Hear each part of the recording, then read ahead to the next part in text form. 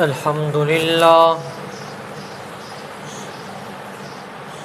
لله وكفى والصلاة والسلام على من لا نبي بعده أرسله بالحق بشيرا ونذيرا وداعيا إلى الله بإذنه وسراجا منيرا أما بعد فأعوذ بالله من الشيطان الرجيم بسم الله الرحمن الرحيم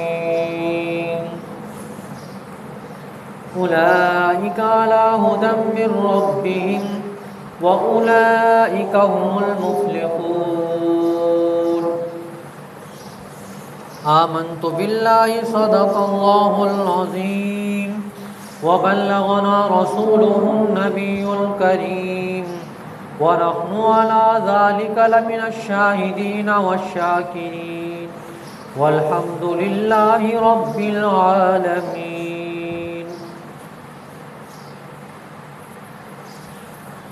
قابل صد احترام و تکریم میرے واجب الاحترام دوستوں، بزرگوں، عزیز نوجوان ساتھیوں،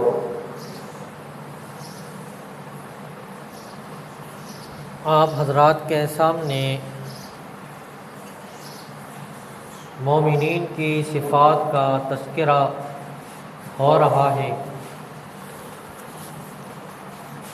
اللہ رب العزت نے فرمایا کہ ایمان والے لوگ وہ ہیں جو غیب پر ایمان لاتے ہیں، نماز کو قائم کرتے ہیں، اور جو رزق ہم نے ان کو دیا ہے اس میں سے وہ خرچ کرتے ہیں، اور جو ہم نے قرآن مقدس نازل کیا اس کے اوپر ایمان لاتے ہیں، اور جو پہلے کتابیں ہم نے نازل کی ان پر بھی ایمان لاتے ہیں، اور قیامت کے دن پر بھی ایمان لاتے ہیں۔ اللہ رب العزت نے فرمایا کہ یہ جو 6 صفات ہیں یہ جس انسان کے اندر پائے جائیں تو اس شخص جس میں یہ پائے جائیں گے وہی مومن کہلائے گا، وہی ہدایت پر ہوگا، اور وہی فلاح پانے والا ہے۔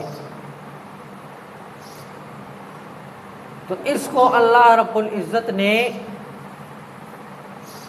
بیان کیا، فرمایا اعوذ باللہ من الشیطان الرجیم بسم اللہ الرحمن الرحیم اولئک علی ھدی من ربہم، یہ جو 6 باتیں جس انسان کے اندر پائی جائیں، جس قوم کے اندر پائی جائیں، جس قبیلے کے اندر پائی جائیں، وہی لوگ اللہ کی طرف سے ہدایت پر ہیں۔ وَأُولَئِكَ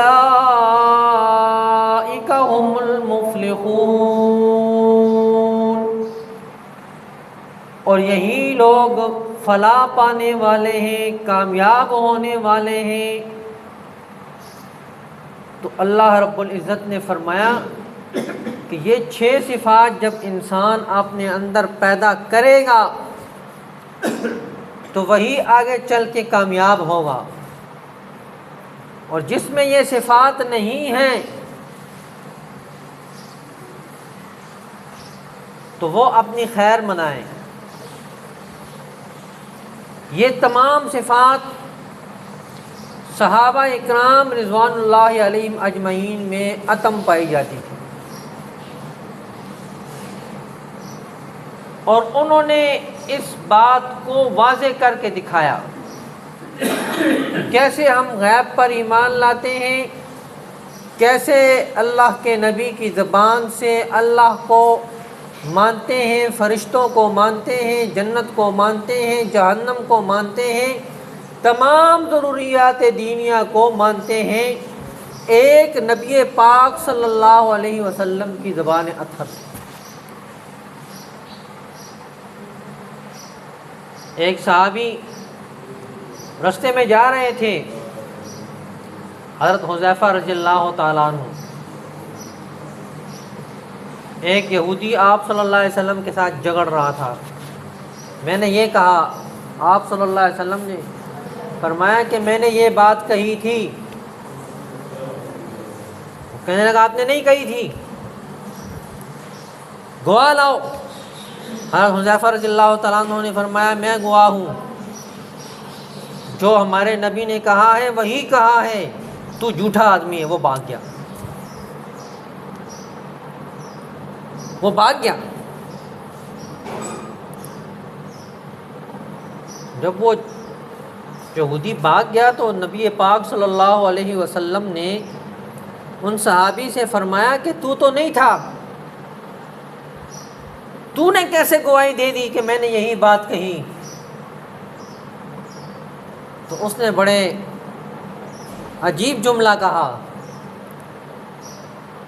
اس صحابی نے کہا اللہ کو میں نے نہیں دیکھا، آپ کی زبان سے مانا، جنت کو نہیں دیکھا، آپ کی زبان سے مانا، جہنم کو نہیں دیکھا، آپ کی زبان سے مانا، اور میں نے فرشتوں کو نہیں دیکھا، آپ کی زبان سے مانا ہے۔ یہ تمام دینی امور آپ کی زبان سے مانے ہیں، تو دنیاوی امور میں آپ کیسے جھوٹ بول سکتے ہیں؟ آپ صلی اللہ علیہ وسلم نے فرمایا کہ اس کی گواہی 2 شخصوں کے برابر ہوگی، یہ ان کا اعزاز ہے۔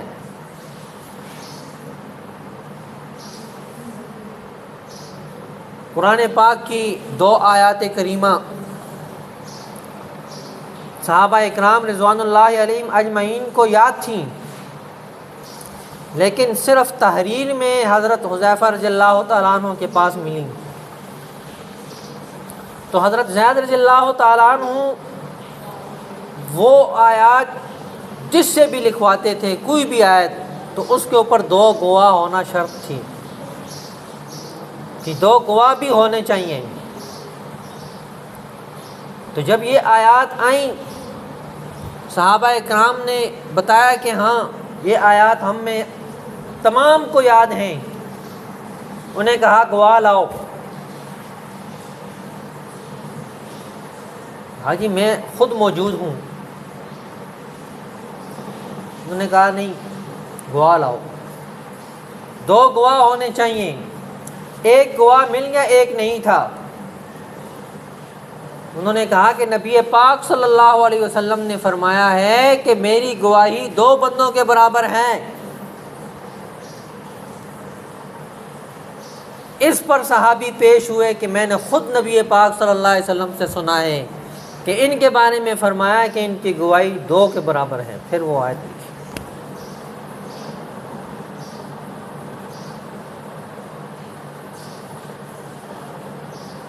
تو میرے واجب الاحترام دوستوں، بزرگوں، صحابہ اکرام نے یہ کر کے دکھا دیا ہے کہ نبی پاک صلی اللہ علیہ وسلم کی زبان اطہر سے جو لفظ نکلا وہ دنیا میں بھی پورا ہو کر رہا ہے، صحابہ نے دیکھا ہے، اور رہتی دنیا تک جو فرمایا ہے وہ ہو کر رہے گا۔ اور یہی تمام چیزیں قرآن پاک دکھاتا ہے۔ قرآن پاک ہمیں سکھاتا ہے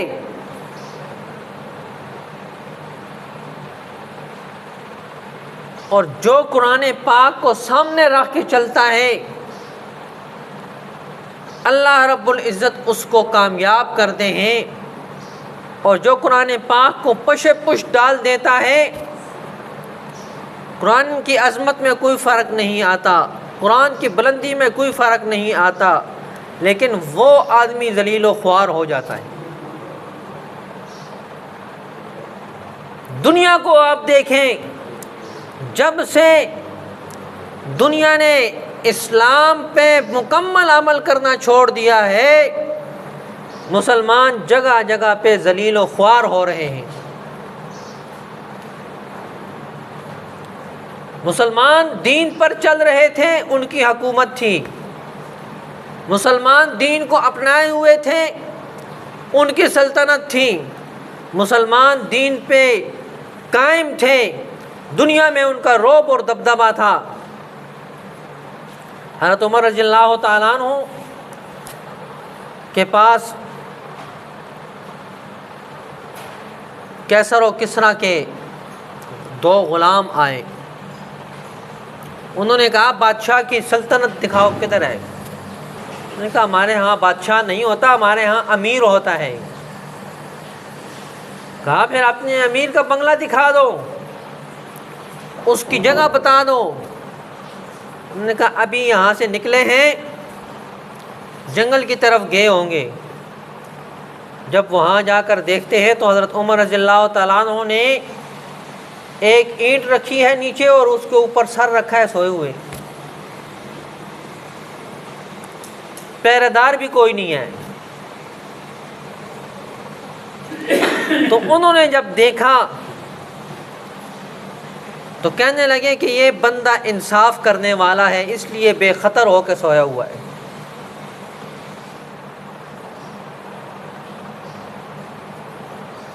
آج بھی کلمہ گو ہے نا، کلمہ پڑھنے والے ہیں، اکیلے باہر نکل کے تو بتا دے۔ وہ کہتا ہے جی میں خادم اعلیٰ ہوں، اس بیچارے کو یہ پتہ نہیں کہ خادم اعلیٰ نہیں ہوتا، مخدوم اعلیٰ ہوتا ہے۔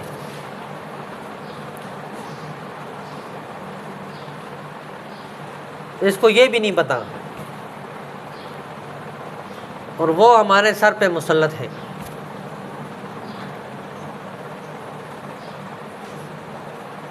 اور اب تک کسی نے اس کو بتایا نہیں کہ خادم اعلیٰ نہیں مخدوم اعلیٰ ہوتا ہے۔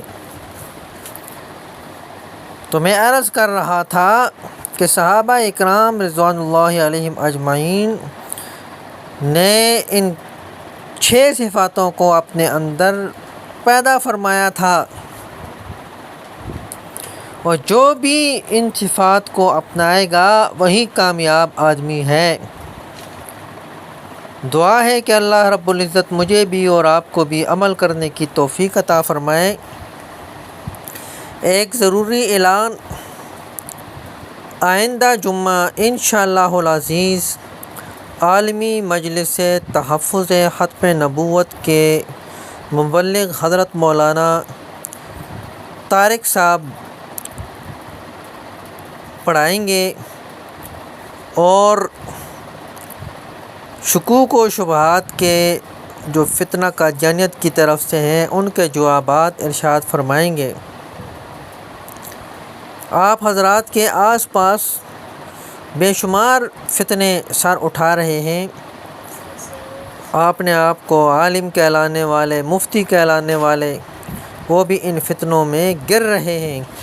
برات کا اعلان تو اس نے کیا ہے، لیکن برات سے کام نہیں چلتا، بلکہ ان فتنوں کی سرکوبی کے لیے میدان میں نکلنا پڑے گا۔ تو دعا ہے کہ اللہ مجھے بھی اور آپ کو بھی عمل کی توفیق عطا فرمائے۔ وما علینا الا البلاغ المبین۔